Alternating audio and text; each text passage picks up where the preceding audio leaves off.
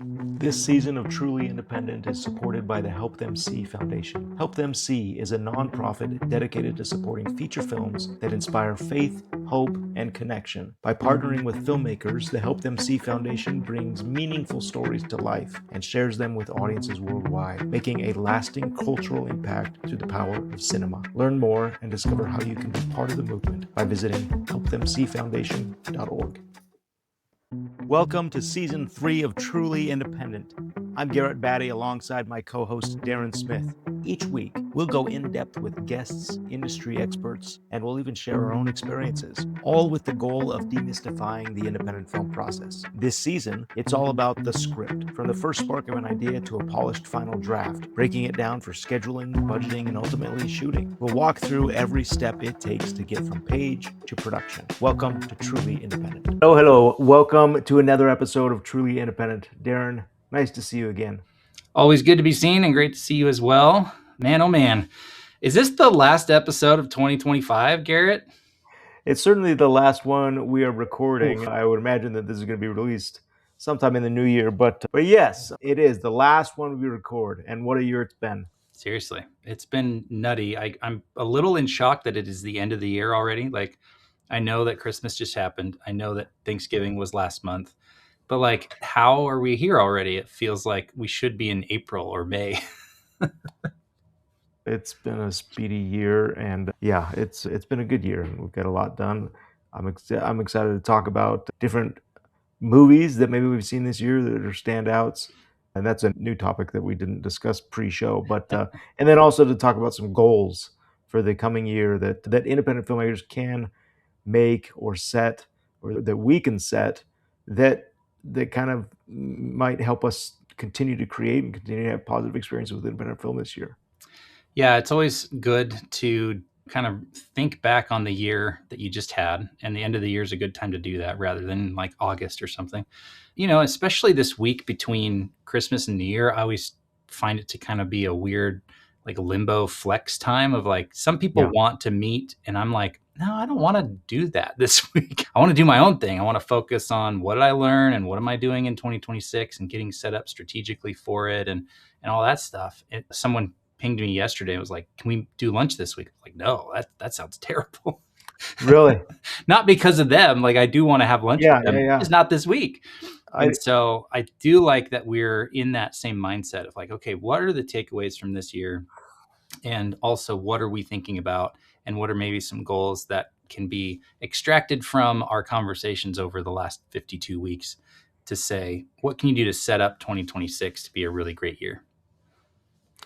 Are you typically a goal setter? Is this sometimes I've been listening to a lot of that type of content, and I'm hearing like, hey, it's just an arbitrary date. Like, why wait for January 1st to make changes or become motivated again? And on the other side of it is, thank goodness for this arbitrary date, because otherwise we'd get in the routine and there'd be this monotony that we would have a hard time overcoming. Yeah. To give you a short answer, yes, I could not only do an entire episode on goal setting, I could do a completely different podcast on goal setting. Okay. Yes, I'm a big goal setter. I'm a massive fan and proponent of goal setting because I think once you have an outcome, that informs the strategy. And I love designing and implementing strategy. And so for me, the goal is the end and the strategy is the means to get there. And if you don't have that destination, you're just going to be treading water or wandering around in the wilderness and not making any progress. And I think that is what we hear from a lot of filmmakers. It's like, man, I've really been pushing hard this year and I feel like I got nowhere. And it's not necessarily that they didn't have a goal. It's that the goal wasn't either big enough to create the tension or create the strategy, or they missed a piece that helped them make progress every day. And so I'm a big proponent of goal setting. Yes. Okay. Yes, I would have said the same thing about you if somebody asked me, and I would have won money on that bet or whatever. But yes, there's no hot news flash that Daren Smith sets goals. We know that. But breaking news. yeah, that's right. So one of the things that I did want to discuss, because if I look back, it seems like a lot of times we hear that, hey, my goal is I want to make a film. I want to do my feature. I want to do get an independent film that's done this year. And that's very relatable. And more often than not, that is one of my goals. And I'm hopeful that to look back and say, okay, here are some goals that perhaps can be set and reached or pondered or thought about so that it's not just the same thing. I want to do my feature this year. Yeah. Like, how do we really do that? How do we break that down? And so, if we could ping pong ideas back and forth, 5 goals on what independent filmmakers can be doing so that they can reach that, hit that Yeah. desire. Yeah. And to further frame that, to me, the goal is not to produce or make a movie. The goal is to have a system where the output is a movie every year. And that might sound like the same thing, but they're two very completely different things. And so I think as we go through and kind of ping pong across these different areas of focus or different goals you could set as a filmmaker, I think that's going to shine. By the end, people are going to go, oh, okay, we're talking in systems here, not in just one-offs. And that to me is very exciting. So do you want to kick us off, or do you want me to do the first one? I can do this first one. Okay, the first one on our list is build a direct audience channel you control. And Daren, we've emphasized this. That was the initial even impetus for this podcast, was to build our audience directly, right? As independent filmmakers, it is crucial that we control an audience, that we build our audience. So whether that's an email list or an SMS list tied to our name or company, not just to a film, but it's something that we can control. So a goal might be, I'd like to build my audience by launching a newsletter that I do weekly or a YouTube channel. My son has talked a lot about, he wants to do a YouTube channel only to hold himself accountable. And I love that. And he's 14 years old and more motivated than I am. And then to capture those emails, capture that audience so that you can control it. Yeah. I'm really grateful this is number one, because I think this is where the leverage is going to be going forward. And we'll probably touch on it even more as we go through the rest of this list. But like, I've said this multiple times over the last few months because it's become a bit of a mantra for me, that my responsibility as a producer is not just to bring a distributor a great film, it's to bring the audience along with it.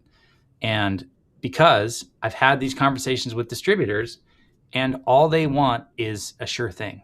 That is Right. their goal, to get as much of a sure thing as possible. So that's why they bring up who's in it. That's why they bring up the genre and the budget and all that stuff, because they need to know, if I bring this movie into our slate, will it make money? Because if not, up front, they're just going to be like, well, this is a losing endeavor. Why would we invest our time and resources into that? So if I as a indie filmmaker can say, look, here's a movie that I produced at this budget, with this genre, with this cast, and here's 100,000 people that want to go see it. That's a very different conversation, because that's $1 million box office right there. Okay, they're going to say yes to that. So yeah. Do I have that? No. Am I working toward that? Yes. We have this podcast. I have a newsletter that's got almost 4,500 or 5,000 people on it. We're building the newsletter for Brotherhood, but we're doing it under the Craftsman Films existing newsletter. So like this said, a direct audience on a channel you control. So notice I'm not talking about an Instagram or even a LinkedIn presence. I don't control those audiences. I don't control the ability to reach all of them. But on my email, I can get a 60 to 80% open rate, whereas on LinkedIn, I reach 6 to 10% of my audience. So that's why you want a direct audience channel that you control. And you can put a simple metric on that. Say, look, I would like 1,000 subscribers by the end of the year. That's my goal. Or one consistent content touch point per week.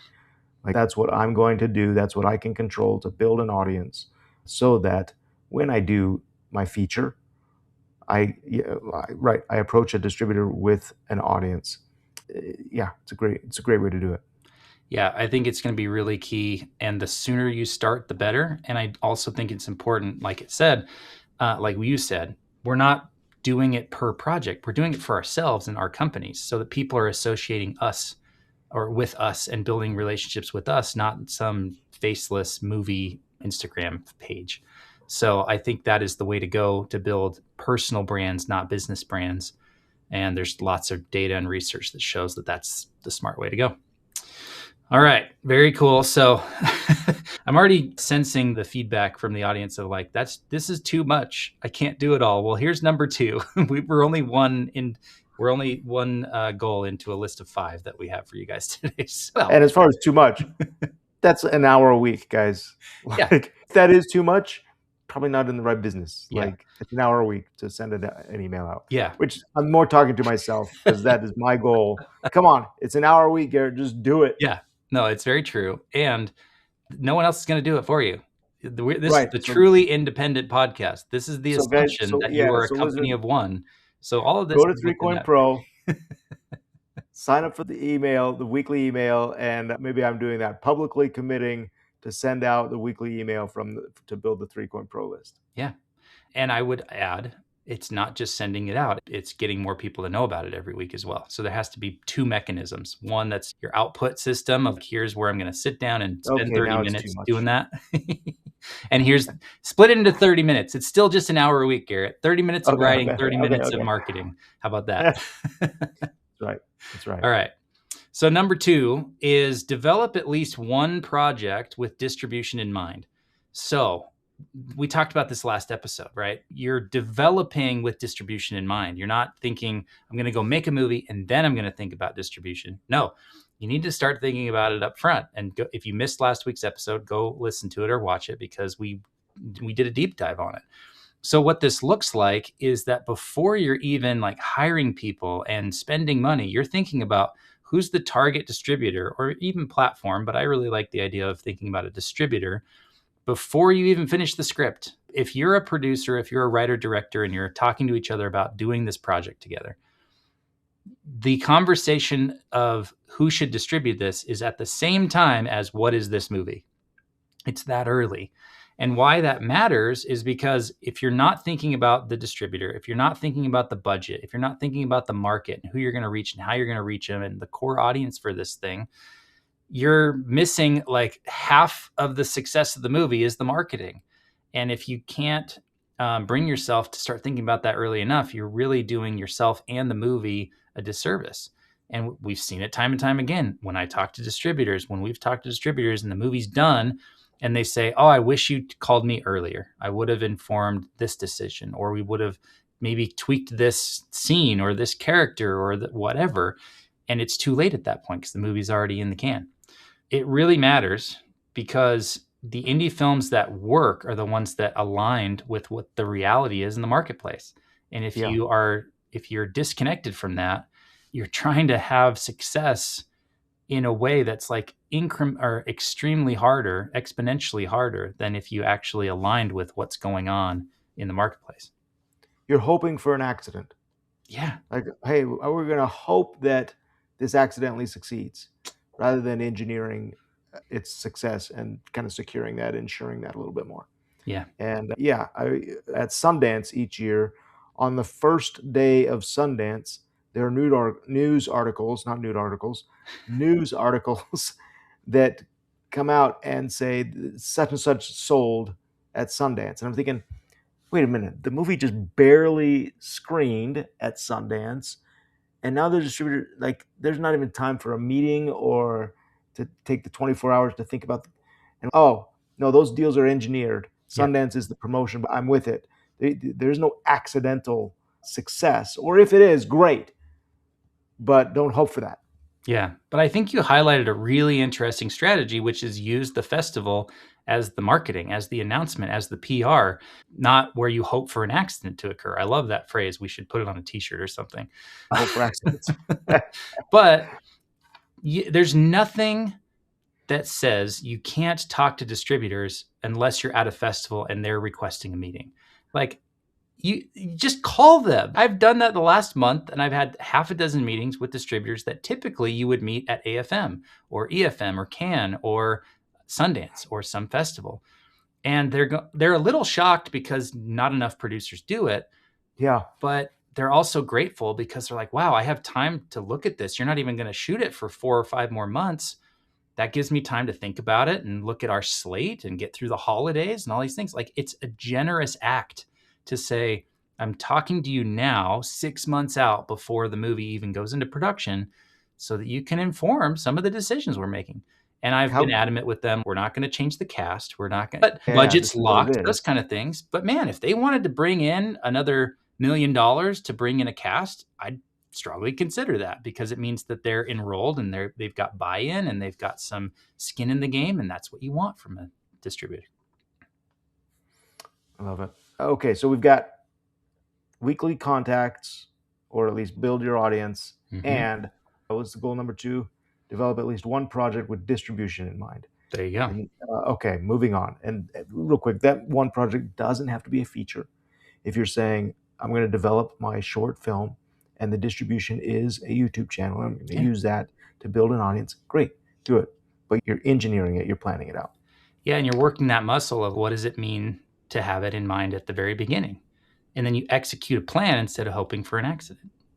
I like it. Number 3, the diversify income beyond the next film. This is a note for me. This one's good. A note for everybody. Don't just have it yourself, Garrett. You have to share this one. Okay, good. I'm glad I'm not the only one, right? I'm not the only one that has to hear this. Okay. Yes, oftentimes I get into, okay, we're going to do this next movie. We got to do this next movie. But boy, I got to figure out how to pay the bills each month. And if that movie isn't coming in, then I'm sunk. It can't be that. We got to diversify enough beyond the next film. Consider options, set goals like for, hey, I want to write for hire or consult. I don't know, Daren. I'm reading these notes. I'll read these notes and then get your comments on them. That sounds good. Because I don't know if this is so hard for me. It goes against my everything about me. Writing for hire to development consulting, branded content for documentary and nonprofit work, teaching or speaking for workshops, or IP development, books, podcast series. Yeah. Those are things that they could say, hey, I'm going to diversify. Now, I will say this. Right now, even as we're speaking, I'm right behind my recording screen is Final Cut Pro edit of episode 2 of the making of Brotherhood. Yeah. So that's a side gig that I'm doing, promoting your film, your project, being paid on that. So that is how I'm diversifying. Yeah, no, that's what it is. It's okay. You're I guess I don't feel so bad about that. Well, and yeah, I shouldn't feel bad about it at all, because not only are you bringing in income, but you're helping, and all of the work around it is going to benefit everybody that's involved with it. But sure, what I think this is talking about is the idea that financial pressure does not help creativity. So if you've put financial pressure on a thing that you're going to try to make next year, it has to perform. It has to pay you a certain amount of money. It has to cover your bills. It has to do this financially speaking.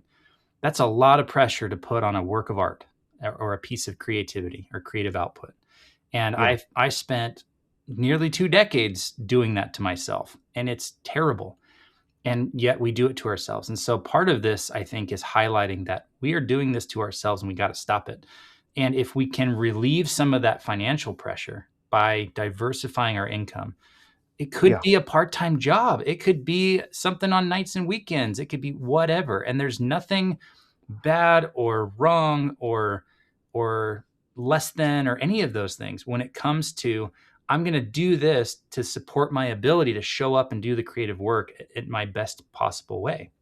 Yeah. Because if you're showing up stressed and frustrated and your spouse is saying, hey, get a job, and you're looking at your bank account and you got kids and a house and cars, like that is not a great state to try and create from. Even if you've managed to get up early or stay up late to do the work, you're still got all that weight yelling in your ear behind you as you're trying to type words into a screen. It's just it's not good. And so it's a gift to yourself. It's not you failed. It's not you're not there yet. It's none of those things. Those are just stories you're telling yourself. It's I'm going to strategically do this to take care of the financial aspect of my life so that I have the emotional and mental and spiritual capacity to create. Okay, that makes sense. And I like that. And there's something, so then the thought that I'm processing, and help me process this, creativity under pressure is good. Like sometimes, like when you're in a very high pressure situation, the creativity gets pushed out and you come up with some great solutions and solve a lot of problems. However, if that pressure is financial or something, if that pressure is coming from a certain source, then that's not good. Like it doesn't enable creativity, it doesn't allow it. So I don't know what that is. If it's creativity, work for hire is not a good thing or hasn't been a good thing. But man, if I'm trying to solve like, hey, how do I best tell this story, or how do we do this film for this budget? Those are I get some great results creatively from that. Yeah, So what is that pressure? I think what you're highlighting is where the pressure's coming from and where the pressure's being put on. And so if the Yeah, pressure is being put on the project to deliver a financial outcome, I think that really squashes any chance of being creative, because then you're calculating for how do I get paid, which is not yeah, the same as how do I make a great story that deserves to be told that people are going to want to pay money for. So if you yeah, can remove the financial requirement from the piece of work that hasn't even been created yet, that's one thing. But there's really good, like you've highlighted, it's really good to have some internal or even external pressure, like you just did earlier in the podcast. I'm committing myself publicly to do this. That's pressure you're putting on yourself to show up to deliver an outcome, but it's not the creative work that you're talking about. You're not saying, I'm committing publicly for this script to sell for $1 million to Netflix. That's too much pressure and it's out of your control. It's not a good goal, right? And yeah, so that might be a dream one day, but like we're talking about at the beginning, we need to build systems that generate those outcomes. They emerge because the system exists, not because you put this financial pressure on it. And so there's a difference between putting pressure on a piece of work and pressure on yourself to show up and do that work. yeah. Yeah, okay. I understand that. That helps. And I like that. Having ease the pressure so that you can focus on being creative. Yeah. And that pressure should solve creative issues, not, hey, this should solve everything else so that I can be creative. Yeah. One example that I've used before and I like a lot because it keeps coming up is when I talk to screenwriters and they're saying, how do you do this? Because I've written a book on like how creative independent creators can build profitable businesses. So I get a lot of creators coming to me and saying, tell me how this works. And so I say, look, if you're a writer, it's really hard to sell a screenplay. And that's not a piece of content. It's not an output that is really viable in the marketplace, because how many buyers are there and how many of them actually are asking you to write for them? It's again, you're hoping for an accident early on in your career. I'm going to Yeah. keep using that phrase so that it's just burned into my and everybody's ears. It originated I right love here on it. this I love podcast. it. What I tell a lot of screenwriters to do is to write stuff that can be commercially viable. So write short stories or write books or write the narrative version, write a novel, write a short story, write whatever, because you can sell those on Amazon. You can make $5 or $10 if you sell it directly to your audience. Like you can, yes, you can do the consulting and the other side gigs and all that kind of stuff. But if you're a writer and you're not being hired to edit a project or go film a project, like your skill, your craft is writing. Okay, well, where is there actual demand for what you're writing? And focus on that at least part-time and Yeah. build it up to a sustainable level, because there are plenty of writers who have a Substack and it's paid and it pays them $1,000 or $1,500 a month. But hey, that's your mortgage or that's your rent or that's your car payment or whatever. Like I'm saying it like it's an easy thing to do. No, it's going to take a year or two to build up to the point where you have $1,000 a month in revenue. But Yeah. I think that's a more direct route to the financial pressure being relieved than I'm just going to keep writing another screenplay, another screenplay, another screenplay, and hoping that it sells. And then it makes up for the 5 or 3 or 10 years that it took me to get to the point where I could sell a screenplay. So take that and extrapolate it for your situation, not you, Garrett, but you, the audience listener, and go, okay, what are some things that are complementary to the skill set that I have that are Yeah. maybe more directly marketable or sellable in the marketplace right now? Darren, I feel like I need to add this, and this is hope. I think this will be some meat here that I'm offering up. I was a few years ago getting ready to desperately trying to make my next movie, and I'd already done several. And I had somebody come in and look at my finances and said, "Look, what feels like I have this great pressure to make the monthly bill or whatever it is financially." And then with this individual that analyzes my finances, he was a part-time CFO for me, where we got together for a month, once a month, and after 3 or 4 months, he knew. the routine, knew my finances, knew what was going on, and he said, you are closer to your next movie than you think you are. Um, and based on your finances and based on whatever, cutting these expenses or whatever, you're you're good for a certain amount of time. And it was so freeing, and it allowed me to be like, to say, oh, okay, I can have these conversations with investors now, or I can take the risk that I was so afraid to take because I was trying to make my next month or whatever it is. Essentially, he helped identify these income streams that already existed or that I didn't really recognize. And I think I just need to pass that on and say, look, filmmakers that want to make your next feature, you are probably closer to that than you think you are. If we take a moment to analyze what we're spending, where we're at financially, and recognize the very low cost of entry to make a feature or to make your next project, don't let that you or worry you. Don't let that uncertainty be what keeps you from achieving that goal. Yeah, I love that you shared that. And I want to highlight one thing, which is your situation didn't change, the story changed. And then all the pressure went away. Yes, yeah, yeah. Amazing. Which maybe brings us to our next goal, Daren. Would you want to read this one out? This Yeah, one's this probably one one's I'm most great. excited about. It's been a big focus of my year, and I'll my frequency is maybe different, but this next one is so goal number 4: strengthen one strategic relationship per quarter. And this, again, it goes back to like having the end in mind and thinking about where are you trying to get to. This guy, Derek Sivers, has written a number of books, and he has one called on marketing called Your Music and People. And in it, he says the fastest way to get anywhere is to call the destination and ask for directions. And so I think of that when I think of strategic relationship. Where am I trying to get to? What do I want to be able to do? Who do I want to become? Find those people, call them, build relationships with them. And then that opens up a lot of doors because now you have not just a strategic relationship, but a relationship with someone who can help you. So what this looks like is, find a producer or find a distributor or a financier, investor, a collaborator that you invest real time in. And so you're not just treating them like an ATM. You're not just saying, "Hey, I need this. Can you help me? Hey, I need this. Can you help me?"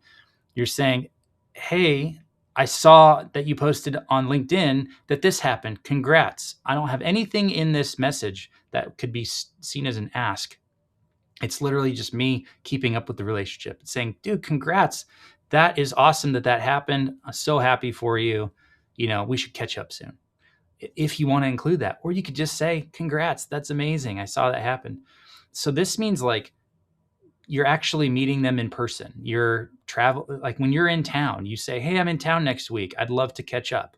Not, I'd love to ask you for all the things that I need from you, but hey, I'd love to strengthen their relationship by spending an hour together. Let's grab lunch. Let's go to a show. Let's do a thing. Like I'm hosting a lunch. I want you to come, whatever it is. Those invitations are part of it. The time spent together is part of it. And like we've talked about over the course of this year, I probably hosted, I don't know, a dozen or 15 different lunches or events or meetups throughout the year. And those relationships were strengthened because they got an invite. Even the ones that didn't show up became stronger Yes. relationships because I invited them. And then I had something to follow up on. Hey, I'm sorry we missed each other. I'd love to catch lunch. Talk about a dozen or 15 events. I probably had 100 lunches this year with people that I'm building these strategic relationships with. And so it's not just, again, not treating people like ATMs and saying, oh, I need this from them, so I'm going to build a relationship with them. It's saying, I think I can bring some value to their life. And I think it's a strategic relationship for both of us. And that's kind of the understanding going in. Like, I want to build a relationship with you because I think I can bring this. And, you've obviously got this going on, and let's talk about that. So I think this is a huge one. And if you want to start small, then build one per quarter. Identify one investor, one producer, one writer, one collaborator, one distributor that you want to connect with in 2026 and do one a quarter and start there. That's so valuable. And I think one of the things that for me, I'm going to take from that is that the relationship is oftentimes an existing relationship that you have. It's somebody that you already know, somebody that you've worked with on the periphery. and you're going to strengthen that and go deeper with that particular individual. And I think a lot of the independent films happen, a lot of the projects I'm involved with happen because of the deep relationships, not because of the broad, oh, I know 100 people, therefore I'm going to make them do this. Hey, here's 2 or 3 individuals that I'm really connecting with, and we're going to write together or raise money together, or they're going to bring in money and I'm going to spend it. But that's how these projects are going to happen. So I love that, and that's very helpful. Yeah. How much, there's a lot of energy that does need to go into that, and there needs to be balance. And I guess what I'm leading towards is there's probably needs to be a personal inventory on relationships that aren't going anywhere, that aren't mutually beneficial, and maybe need to spend less time on those in the nicest way possible.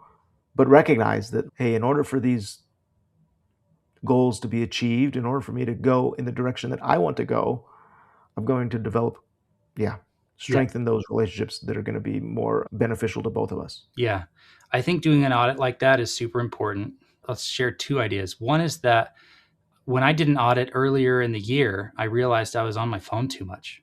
And that is a relationship Ah, that there you go. was sucking time at the level of like sometimes 3 or 4 hours a day of time spent scrolling on my phone. Sometimes, I'm watching a YouTube video or something in the background. So like that counts Yeah. towards screen time. But I know what I'm spending my time on. And so as of at least a year ago, if not longer, I don't have social media apps on my phone that have algorithmic feeds that are intended to suck me in and spend as much of my time and attention as possible. Those don't exist in my life. Like they are not on my phone. I don't scroll the internet on my computer. My computer's for working and creating. And so that was something where I instantly got back like 10 to 15 hours a week of time because I cut off that relationship Wow. with my phone. Yeah. And I think people should really audit that relationship with not just the phone, but with the different apps, with the things that are sucking your time and attention and not giving anything in return. That's a big one. The other idea is that if you want to speed this up, if you want to do more than just like 4 next year relationships, there is really high leverage with connectors and communities. And I don't know if we've talked about this on the show yet, but that this is like a big takeaway for me from 2025 is that if I can find a connector, someone who already has a network or someone who already has a community of people that are interested in what I'm doing, then I only need to create one relationship and I might get 10 or 20 or 50 or 100 because of that one relationship. Because what they will do is say, oh, I built this relationship with Daren and I want to tell all of you about it. All Mm. of a sudden, you get the benefit and the fast forwarding. It's almost like time travel of like, oh, I just got 100 relationships in a single message because that person already has a relationship with them. So my Mm-hmm. connecting with them, I get their whole network. And that's happened a few times this year. And it's honestly where the big swings or the big, moments of momentum and growth have come from these connectors, these partnerships, these strategic relationships. So think about that as you're building or designing who you want to build strategic relationships with, and think about who are they connected to, or do they have a community of people that are the type of people I want to connect to? Because if you go to the community organizer and build relationships with them, you get the whole community as a bonus. Yeah. Daren, those are some great insights, and I love that. I love that thought that you have a relationship with your phone, and is that beneficial? Is that helping you? And most likely it's not. Yeah. I love that. Okay, should we go on to goal number 5? Yeah, I think we got one 5 out of last 5. one. So This is, again, don't get overwhelmed, everybody. Pick one of these. Like start no, do them all. do them Make all. the list. I take it back. Do them all Do them tomorrow, all. 5 January 1st.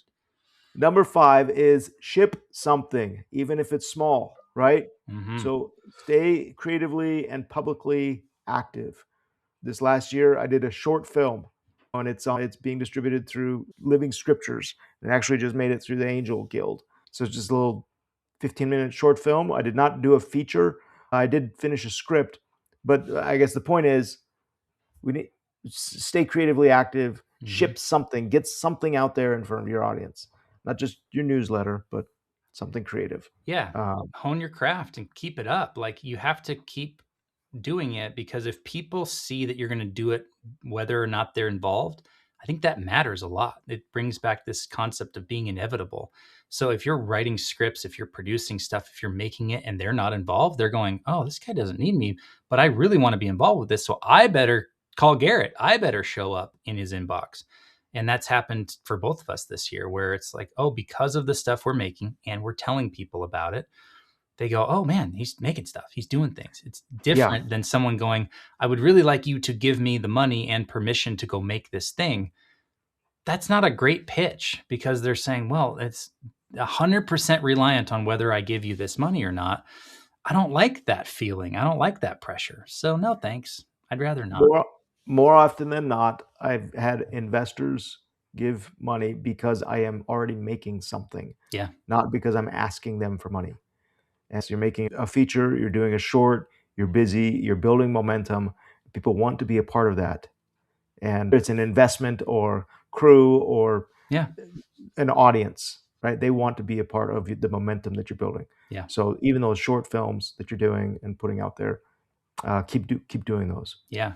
For producers, I think it's hard. I'll say this because I've found that to be hard. Like, what is my creative craft? Like, what is it that I do? Like, I'm structuring deals, I'm putting together projects, I'm figuring out all the different pieces, the financing, the crew, the production, the marketing, the distribution. Like, I'm an architect. That's what I could see myself as, a systems architect. I'm someone who's creating these opportunities for all those different people to be involved in. So an investor, a filmmaker, a crew person, a marketer, a distributor, an audience. That's what I do. So what's the creative output there, right? And so I've thought about this a lot. I don't actually know. But what I think it is right now is this kind of, let's call it thought leadership. I don't love that term, because I don't think of myself as someone who has original thoughts. I think I'm just taking 2 or 3 things and putting them together and going, oh, hey guys, here's an idea that I think if you combine these 3 things, there's something there. And I'm writing about it, and I'm talking about it on this podcast, on other podcasts. So part of my creative, quote unquote, output is sharing the architecture. And it's not in the form of a blueprint. Sometimes it takes the form of a strategy document or a newsletter or a podcast or a LinkedIn post. To me, that is the craft, or how I share the craft of architecting projects. I think you're right on, Daren. I think this podcast is a result of, or is an opportunity for you as a producer to share that and to participate in that, but also producerially. I say, okay, every week I've got to come up with a guest or a topic, create that and execute it and deliver it. Yeah. I would also suggest that the producer, you're right, you're not delivering a creative film, but you're delivering influence. As a person of influence in the independent film space, that's what you're delivering, that weekly or quarterly or whatever it is, with your posts and podcasts and lunches and trainings and everything else that you're doing. Yeah. Yeah, it's a weird thing to say, like, my output is a LinkedIn post or a newsletter, but I think that's what it is. And the takeaway there is, what is your thing? What is it that you're going to ship this year? And it might be something big like a screenplay, but it could be something much smaller and more snack size of, it's a LinkedIn post, or it's a blog post, or it's, I've written books, I've put on retreats, I've do these things, but they're all kind of in the same vein of, if I'm doing a retreat, it's me telling people how I architect projects. Yeah. But it's in retreat form. And my book is, here's how I architect projects and businesses in book form. And here's how I do it in newsletter form and podcast form. It's the same thing over and over, which is why I see myself more as an architect than a CEO, because I'm not about the operations. I'm not an executor. I'm not executing the plan. I'm designing the plan. So if anything, I'm the chief architect at Craftsman Films, not the CEO, not the president and founder. I'm the guy designing the system that everyone else gets to implement. So I think for the listener, what is it for you? What is the craft and what is the output? It could be a short film. It could be a proof of concept. It could be a sizzle, a teaser, a pitch deck, a plan, but putting it out there in the world so that it can get read and seen and experienced by real people. I think that's the goal there. We'd love to know what your goals are. Those that are listening or watching, send us an email. Go to the podcast webpage, 3coinpro.com/podcast. That's Is it. that right? We need to say it more often, apparently. I really do. Yeah, that'll be goal number 6. Or leave a comment wherever you're listening and tell us your goals as an independent filmmaker or producer or participant as an audience member. We'd love to hear what you're up to. Yeah. Amazing. Great stuff, Garrett. I think that's an awesome way to kind of wrap up the year that we've had. I'm really excited for what's coming in 2026. I think you've got a couple of projects that are really close, and I'm really looking forward to taking everything I learned this year about raising money and enrolling people in a process to then say, okay, we're going to have a couple of projects coming through next year, and excited to see how they perform and how they do and the audiences they reach. Man, it's going to be a good year. Looking forward to it, Daren, and we'll be here every week to report on it or to talk about it and invite you to join in our progress as we share this experience of demystifying independent film. All right. Thanks, man. Thanks for joining us. If you are enjoying Truly Independent, please share and subscribe so you don't miss the rest of the journey. Today's episode was edited by Michael Bradford and produced by 3Coin Productions. This season of Truly Independent is supported by the Help Them See Foundation. Help Them See is a nonprofit dedicated to supporting feature films that inspire faith, hope, and connection. By partnering with filmmakers, the Help Them See Foundation brings meaningful stories to life and shares them with audiences worldwide, making a lasting cultural impact through the power of cinema. Learn more and discover how you can be part of the movement by visiting helpthemseefoundation.org.